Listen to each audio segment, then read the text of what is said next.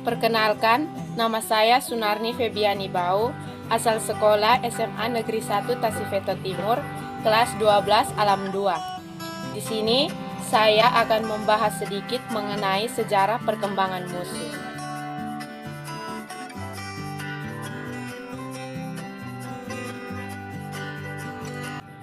Sejarah perkembangan musik yang pertama yaitu musik zaman Yunani kuno, mulai tahun 1100 sebelum Masehi.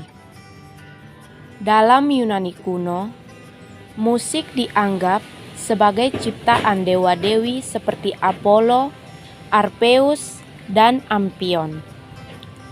Mereka menganggap bahwa musik memiliki kekuatan yang dapat menyempurnakan tubuh dan jiwa manusia serta dapat membuat mukjizat dalam dunia. Oleh karena itu, musik menjadi sesuatu hal yang tidak dapat dipisahkan dari upacara keagamaan. Dalam zaman Yunani kuno, terdapat dua aliran musik, yaitu musik untuk ibadah Dionysius dan musik untuk persembahan dewa Apollo. Musik Dionysius merupakan jenis musik yang beraliran semangat, kegemparan, dan sifat-sifat yang kurang baik. Sedangkan musik Apollonian berkecenderungan menimbulkan ketenangan dan dorongan spiritual. Kedua aliran musik tersebut disebutkan dalam sejarah seni dasar musik barat. Musik Yunani kuno memiliki sifat sebagai berikut. Yang pertama, monotonis atau satu suara dengan heterofoni pada waktu alat-alat musik mengikuti suara.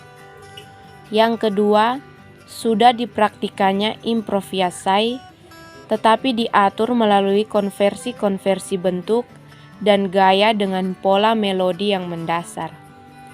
Yang ketiga, musik dan teknis berhubungan erat, serta melodi, irama, dan puisi sangat menentukan cara penyusunan dalam musik.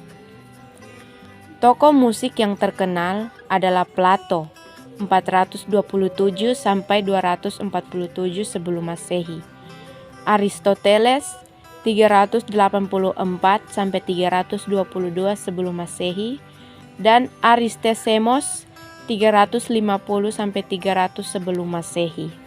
Yang kedua, musik zaman Romawi, mulai tahun 753 sebelum Masehi. Kekuasaan Roma sangat luas dan kuat, sehingga membuat stabilitasnya mampu membantu perkembangan kesenian. Alat-alat musik pun semakin banyak bervariasi.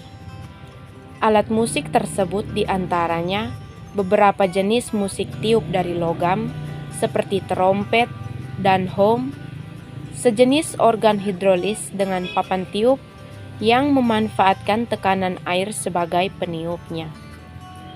Alat-alat musik ini dipakai dalam teater-teater terbuka untuk mengiringi pertarungan para gladiator. Yang ketiga, musik abad pertengahan, 500 sampai 1350 Masehi. Abad pertengahan diawali dengan runtuhnya Kekaisaran Romawi. Awalnya masih bersifat monofonik atau terdiri dari satu suara saja tanpa iringan apapun. Musik abad ini didominasi musik gereja yang bersumber pada seni musik Yahudi. Dalam hal ini adalah mada atau nyanyian bersumber dari ayat-ayat suci. Pada masa ini, khususnya masa Paus Gregorius Agung, mencapai kesempurnaan artistik sehingga masa ini disebut juga sebagai musik Gregorian. Pada masa ini, mulai dibedakan birama dan irama. Birama adalah sistem tekanan yang tetap, sedangkan irama adalah sistem gerak melodis yang penuh kehidupan, dinamika, dan variasi. Selain itu, dikenal sistem notasi musik measural yaitu notasi nada yang memperhitungkan panjang nada sesuai dengan proporsi yang kemudian menjadi dasar notasi balok. Yang keempat, musik zaman Renaissance 1350 sampai 1600. Kata Renaissance berasal dari bahasa Prancis, yaitu Renaissance, yang berarti lahir baru, menemukan kembali jati diri manusia, yang artinya manusia dengan akal budi dan aspirasi, cipta, karya, dan karsanya berhak untuk menentukan hal-hal yang berkaitan dengan individunya. Perkembangan baru dalam musik selama masa Renaissance adalah perkembangan musik instrumental, baik solo maupun ensemble. Ada 6 variasi bentuk lagu-lagu instrumental pada masa ini, yaitu sebagai berikut. Yang pertama, musik vokal yang dimainkan dengan alat musik. Yang kedua, ensemble berdasarkan melodi-melodi yang sudah ada. Yang ketiga, bentuk variasi dengan penambahan nada-nada hias untuk mengiringi tarian. Yang keempat, bentuk ricercan, fantasia, dan chansons, yaitu komposisi berdasarkan tema dan variasi, bukan berdasarkan irama tarian. Yang kelima, toccata dan prelude, karya bentuk bebas yang memakai banyak figurasi. Yang keenam, musik tarian, yaitu musik untuk iringan-iringan. Yang kelima, musik zaman barok 1600 sampai 1750. Istilah barok diambil dari bahasa Portugis, yaitu barroco, yang berarti mutiara. Istilah barok hanya digunakan untuk memberi identitas bagi sebuah masa perkembangan seni musik pada tahun 1600-an hingga tahun 1750-an yang tidak ada ciri-ciri dramatis dibandingkan dengan masa sebelumnya.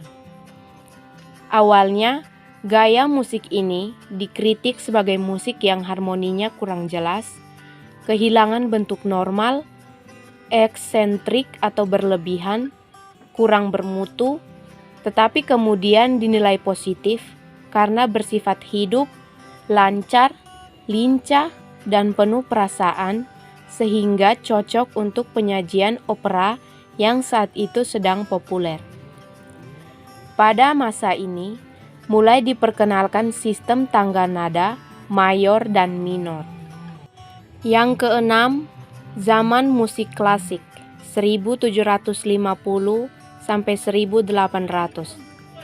Musik zaman klasik adalah karya seni musik yang sempat menggantikan daya ekspresi dan bentuk bersejarah sedemikian rupa sehingga tercipta suatu ekspresi yang meyakinkan dan dapat bertahan terus.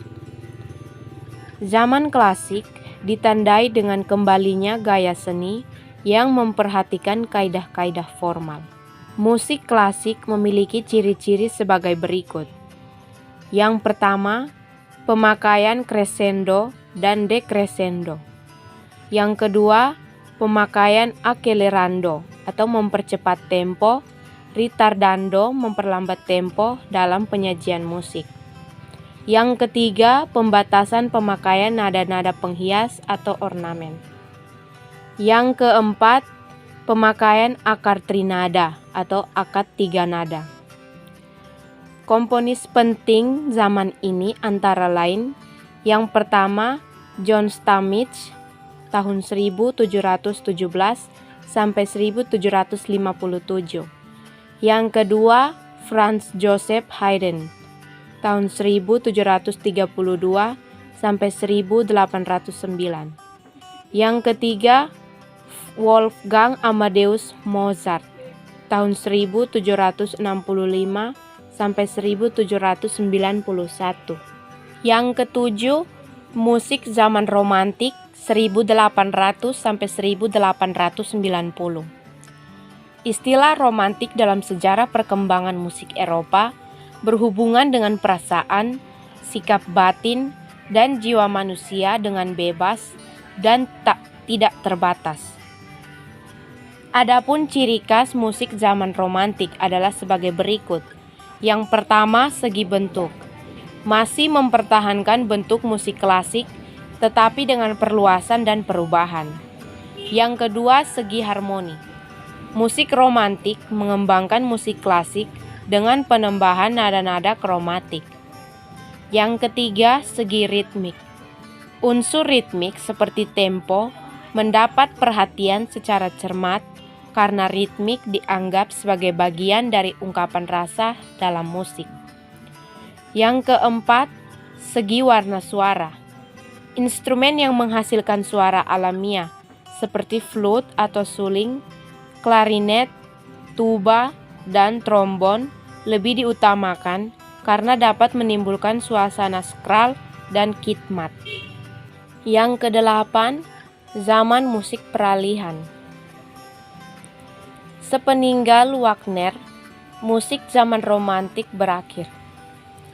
Pada zaman ini lebih tegas warna nasionalnya karena muncul adanya kesadaran nasionalisme.